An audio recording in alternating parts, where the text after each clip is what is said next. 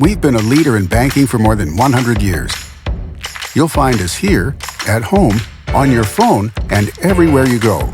Renaissance Bank. Understanding you. Member FDIC. Equal housing lender.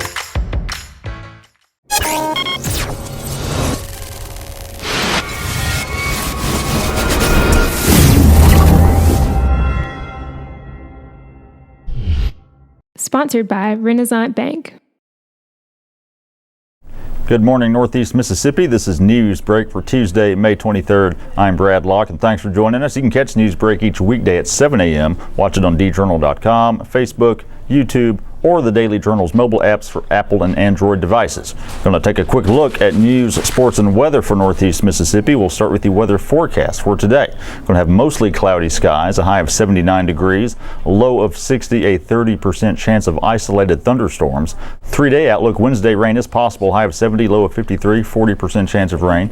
Thursday, partly cloudy skies, high of 77, low of 59, just a 10% chance of rain. And then clear skies on Friday, a high of 87, a low of 67, 0% chance of rain.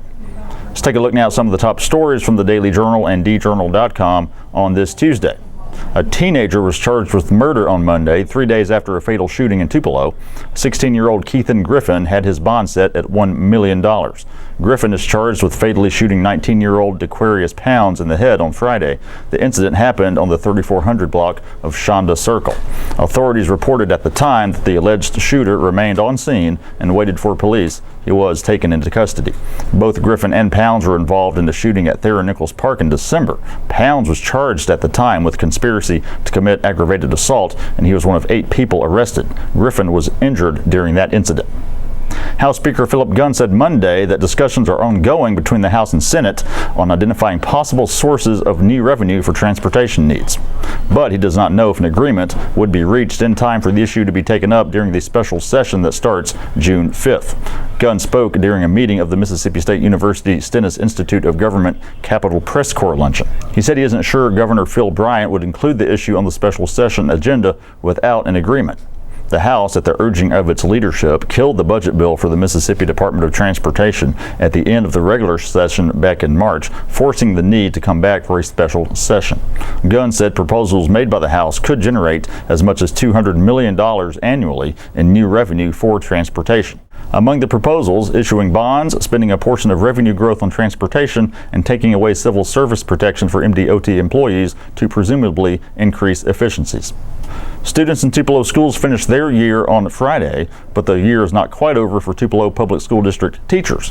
TPSD teachers and staff attended the district's annual end-of-year convocation on Monday morning at Tupelo High School's Performing Arts Center. The event also kicked off the district's May Institute, a 3-day professional development opportunity for TPSD teachers.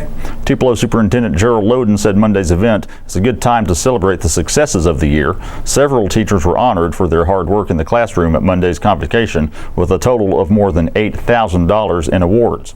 The Association for Excellence in Education also presented the first ever K. Bishop Awards in memory of the former TPSD educator and communications director who passed away earlier this year.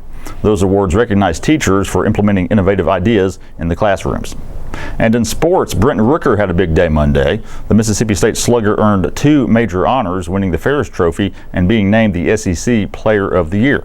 The Ferris Trophy goes to Mississippi's top college baseball player each year. Rooker was a clear favorite going in, and his selection as the SEC's top player was no surprise either. The senior is having a monster season for the Bulldogs. He leads the SEC with a .415 batting average, 20 home runs, 28 doubles, 73 RBIs, an .872 slugging percentage, and 18 stolen bases. Rooker is the first MSU player to win SEC Player of the Year. Joining him as first-team selections were teammates Ryan Gridley and Jake Mangum. The Bulldogs open SEC tournament play today against Georgia in the late game at Hoover, Alabama. That one will follow the game between Ole Miss and Auburn. All the stories I talked about today you can find in your Daily Journal or at djournal.com. Be sure to follow us on Twitter and on Instagram at djournalnow, and give our Facebook page a like as well. That does it for Newsbreak on this Tuesday. I'm Brad Locke. We'll see you next time.